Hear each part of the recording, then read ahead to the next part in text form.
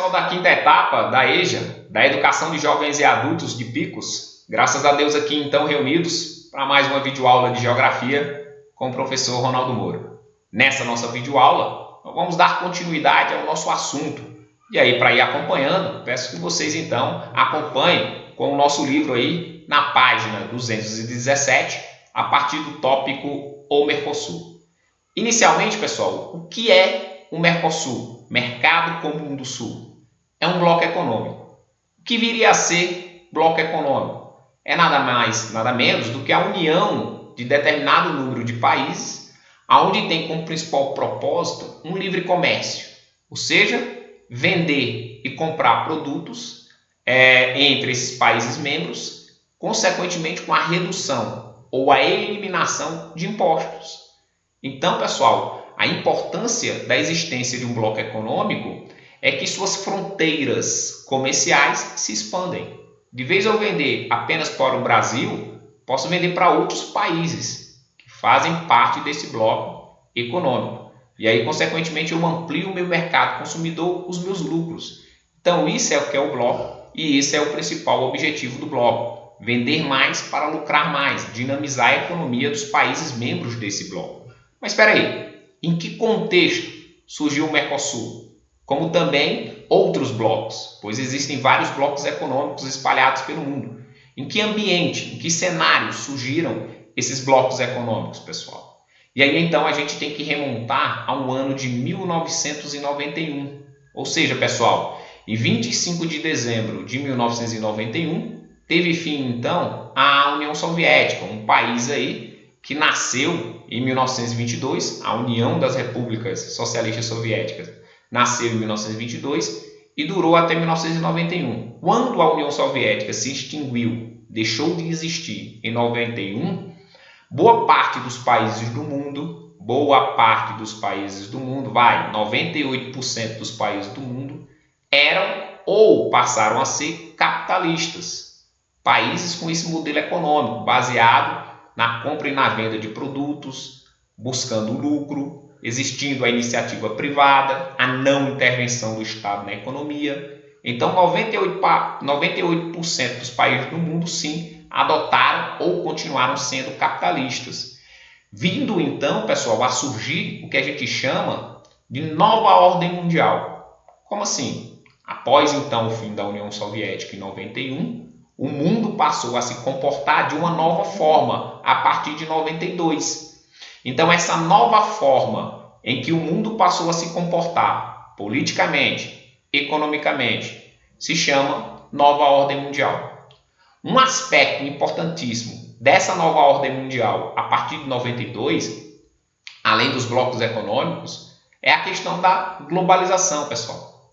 O que seria globalização? De uma maneira bastante simples, significa integração, integrar-se. Olha um exemplo de integração cultural, de globalização cultural. Lança-se aí uma música. Gustavo Lima lança uma música. U2 lança aí uma música. Ou seja, na mesma hora que eles lançam, eu tomo conhecimento, eu a ouço. Ou seja, graças ao avanço dos celulares, da internet, no mesmo momento que eles lançam aqui no Brasil ou lá fora uma música, eu a conheço. Então essa integração cultural a gente pode chamar sim de globalização. Ou seja, eu ter esse acesso rápido, fácil a essa música que foi recém-lançada. Mas a globalização, pessoal, ela não existe somente no campo cultural. Ela também existe no campo econômico. E o maior exemplo da globalização no campo econômico é o surgimento ou a continuidade do aparecimento de blocos econômicos. No caso, o Mercosul surge em 26 de março de 1991, através da assinatura do Tratado de Assunção, dentro desse contexto de globalização, aonde, como eu disse, com o fim da União Soviética, boa parte dos países do mundo eram capitalistas. Aumentou a concorrência comercial entre esses países. Consequentemente, uma das saídas para continuar vendendo em larga escala, os países acharam que foi então se integrar economicamente através dos blocos econômicos. Consequentemente, integrando-se cada vez mais, principalmente do ponto de vista comercial, ampliariam-se suas vendas. E aí essa concorrência seria um pouco eliminada, as suas vendas seriam aumentadas. Então, pessoal, é dentro desse contexto da nova ordem mundial, da globalização, em que então surgiram os blocos econômicos. E no caso, em 26 de março de 91, surgiu o Mercado Comum do Sul, o Mercosul, um bloco econômico que integra alguns países da América do Sul. Inicialmente, lá em 26 de março de 1991, integrando o Brasil, a Argentina, o Paraguai e o Uruguai, aonde esse bloco tinha como principal característica o livre comércio, ou seja, circular entre esses países membros produtos e serviços com isenção de impostos, tá certo, pessoal? Ou com a redução de impostos de no mínimo 85%, ok? Ainda na página 217 a gente fala um pouquinho sobre isso. Inicialmente, o Mercosul ficou conhecido como um bloco do tipo de zona de livre comércio, ou seja, sim, existia entre o Brasil, a Argentina, o Uruguai e o Paraguai uma livre circulação de produtos e serviços, com eliminação e ou redução de tarifas alfandegárias, de impostos. Como eu disse, o bloco econômico vem com esse intuito de dinamizar, aumentar as atividades econômicas dos países membros. Portanto, para produtos brasileiros passariam a entrar mais fácil na Argentina, no Paraguai e no Uruguai, mas os produtos desses países também entrariam mais fácil no Brasil.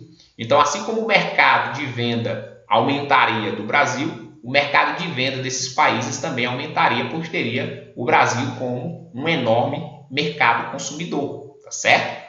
Em um segundo momento, uma segunda característica surgiu no Mercosul, que foi passar a utilizar a TEC, a taxa externa comum. Explicar com um exemplo. Olha aí, os Estados Unidos querem comprar soja do Paraguai. Então, o Paraguai a vende cobrando 10% de imposto. Só que os Estados Unidos querem mais soja e aí compram do Brasil. Obrigatoriamente, o Brasil, para vender essa soja para os Estados Unidos, também tem que cobrar 10% de imposto.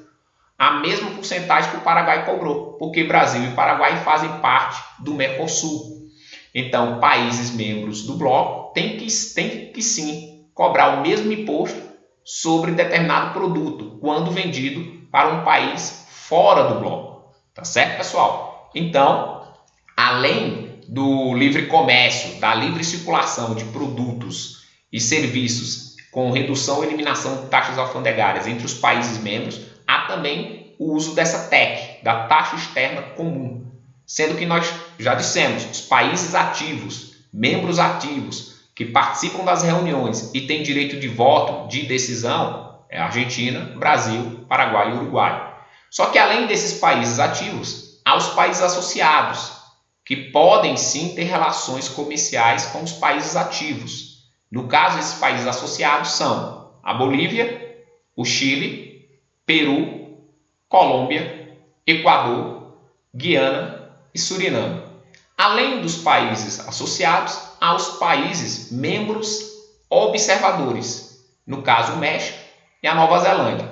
Observadores porque de fato eles observam as relações comerciais do bloco e principalmente entre os membros ativos, Brasil, Argentina, Paraguai e Uruguai. E caso queiram ter algum tipo de relação comercial com um desses membros ativos, se sentam e através de relações diplomáticas, através da conversa de um acordo comercial, fecham então um novo acordo, tá certo, pessoal?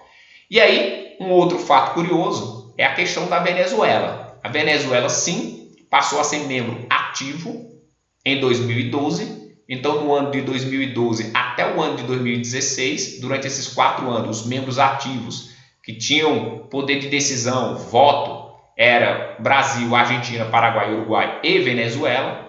Só que, em 2 de dezembro de 2016, a Venezuela foi suspensa do bloco, está suspensa até hoje.